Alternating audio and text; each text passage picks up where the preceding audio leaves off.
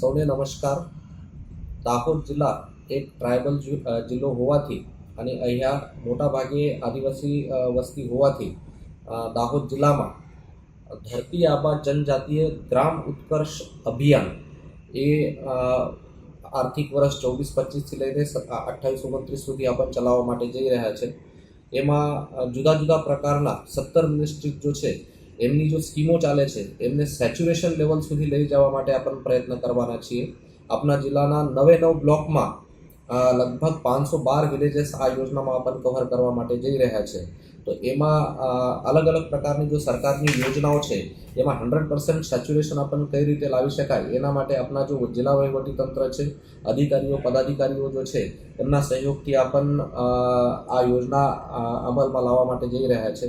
એના માટે ખાસ આઈસી કેમ્પેન જો છે એ આપણને 15 જૂનથી 15 જુલાઈ દરમિયાન ચાલુ કરીશું અને વધારેથી વધારે ગામડાઓ સુધી અને સામાન્ય જનતા સુધી પહોંચવાના આપણે પ્રયત્ન કરીશું.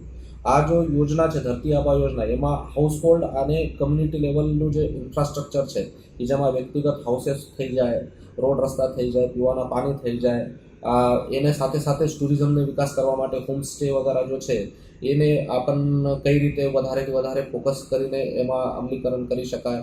સાથે સાથે જો અન્ય બેસિક સુવિધાઓ છે જેમાં ગેસ કનેક્શન, એલપીજી કનેક્શન વગેરે છે એ લોકોને કઈ રીતે આપી શકાય એના માટે આપણને પ્રયત્ન કરવાના છીએ.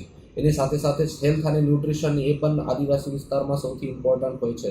તો આપણા આંગણવાડીઓના માધ્યમથી મહિલા અને બાળકોનો જો સ્વાસ્થ્ય છે એના માટે અને એનું જો પોષણ રિલેટેડ વસ્તુઓ છે એના ઉપર આપણને ફોકસ કરવા માટે જઈ રહ્યા છે. એની સાથે સાથે સિકલ સેલ એનિમિયા એનું પ્રિવેલન્સ આદિવાસી વિસ્તારોમાં વધારે હોય છે. તો એને નિવારવા માટે આપણા અહીંયા સિકલ સેન્ટર ફોર એક્સલન્સ જો છે એ સિકલ સેલ એનિમિયા માટે સ્થાપન કરવાના આપણને આગલા 2-3 વર્ષમાં પ્રયત્ન કરીશું. એની સાથે સાથે જ એજ્યુકેશન જો છે, એજ્યુકેશન અને ટ્રેનિંગ, કારણ કે કોઈને પણ વ્યક્તિને આત્મનિર્ભર કરવું હોય તો શિક્ષણ જો છે એ સૌથી મહત્ત્વનું હોય છે. અને એની સાથે સાથે જ એમને વોકેશનલ ટ્રેનિંગ મળે એના માટે પણ આપણા આઈટીઆઈ વગેરેના માધ્યમથી આપણે પ્રયત્ન કરીશું. ઇલેક્ટ્રિફિકેશનમાં જે ઘરોને અત્યાર સુધી ઇલેક્ટ્રિક કનેક્શન નહીં અપાવેલું હશે તો એના ઉપર પણ આપણે આ યોજનાના માધ્યમથી 100% ફોકસ કરીશું.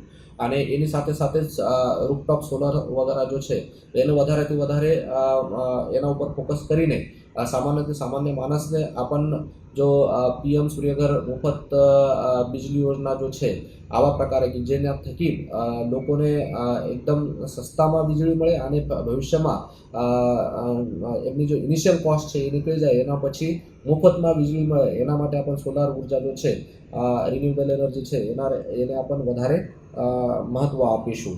એની સાથે સાથે જ ઇકોનોમિક એમ્પાવરમેન્ટ જો છે તો એના માટે જો FRA ફોરેસ્ટ રાઇટ એક્ટ જો હતો એના થકી જે લોકોને જમીનો મળી છે એમને સુધારણા કઈ રીતે કરી શકાય, એની સાથે સાથે જ જો આપણા ખેડૂત મિત્રો છે એમનું ઉત્પાદન કઈ રીતે બમણું કરી શકાય એના માટે પણ આપણે પ્રયત્ન કરીશું. એના માટે એમનું લાઇવલીહુડ સુધારવા માટે એમને પશુધન આપવા માટેની પણ જોગવાઈ આ યોજનામાં કરવામાં આવી છે.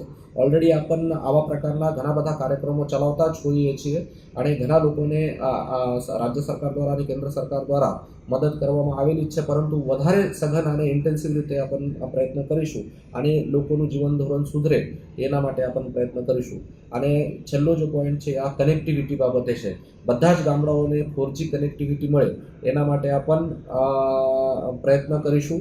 લગભગ આપણો જિલ્લો હવે 100% કનેક્ટિવિટી કવર થઈ ગયું છે. બધા જગ્યાઓ પર મોબાઈલનું કનેક્શન આવી ગયું છે.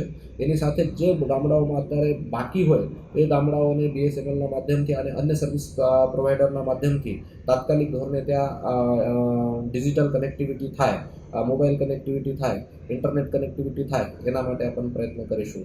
તો આ જો ધરતી આબા યોજના છે એમાં જો પ્રોપર પ્લાનિંગ કરવાનું હોય એમાં ગ્રામજનોનું રોલ પણ સૌથી ઇમ્પોર્ટન્ટ હોય છે. તો દરેક ગામડા તરફથી એમના ગામમાં જો ખૂટતી સુવિધાઓ છે એના બાબતે થોડી એસેસમેન્ટ કરવામાં આવે અને વહીવટી તંત્રને આ પ્રકારની દરખાસ્ત ગ્રામસભામાં રાખીને મોકલવામાં આવે તો આપણા માટે પ્લાનિંગ સહેલું થઈ જશે. અને આ જો સરકારના ઉદ્દેશો છે કે દરેક વ્યક્તિને બધી સગવડો મળવી જોઈએ એ આપણને અચીવ કરીશું.